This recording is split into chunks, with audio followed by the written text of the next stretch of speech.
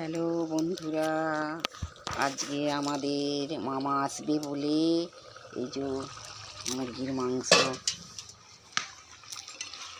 Chicken যাকে বলে,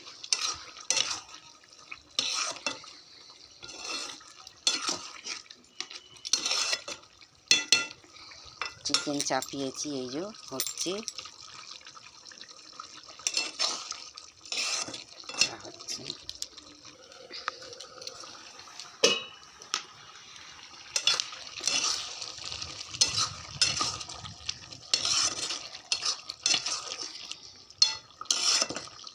chicken হচ্ছে।